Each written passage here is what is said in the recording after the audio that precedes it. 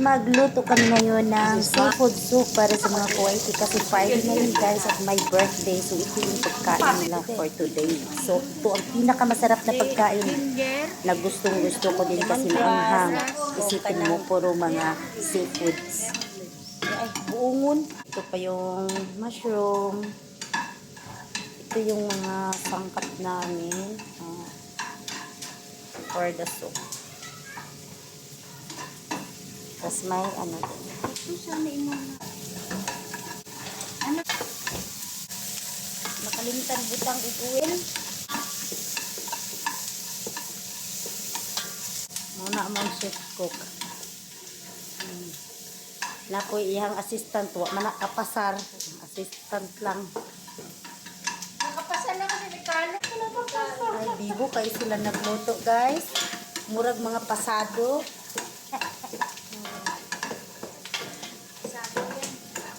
Video yun kuno na siya kay tiguang na. Ayan na guys, malapit na rin maluto ang isda namin na nakaprito na yan, tas inaano lang sa oven para malutong masyado. Tapos ngayon, ilunod na namin yung gugtug. Gugtug daw yun Tapos yung baby corn, yung mga gulay-gulay para sa soup. Tapos may shrimp. Basta kompleto ricado to guys. Ang sarap. Maanghang. Oh. Ginikos-mikos na siya sa among kusinira guys. Kay expert na kay among kusinira. O gikaraw-karaw na niya taman guys. Kalami, tanawon. Nana, kuha na siya kanyang calamaris. So, calamaris yun. Tapos, mushroom. Wala. Ay, pan siya guys. Wala talaga. Ay, walang lakas. Nahirapan mo assist ang isa. Sige kuno daw be, ang tiguang mo ate. La.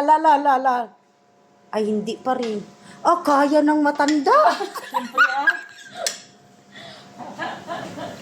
So, parang yan may patis. Machi. At saka the best ang oyster sauce. Tin. Uy, binubuhos. Ay, tansyado na daw guys. Pag nagbubuhos siya ng asin, bahala na kung kasin-alat ng dagat. Organic yan, ha?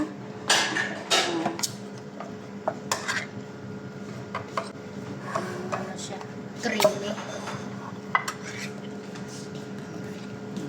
Itangan na natin na Yung gata. Organic. Walang mandagdagan. kusmetos na. Itangan pa ng Tubig. Hindi maging sabaw kung walang tubig.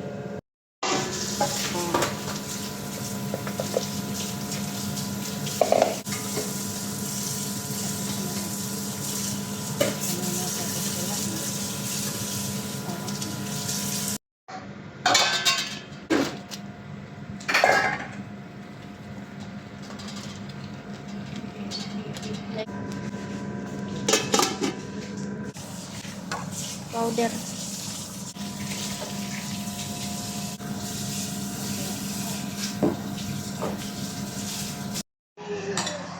Among mga bisita nga kusog kaayo mga on. Buyag. Mauray ikabusog ug moari diri sa amoa.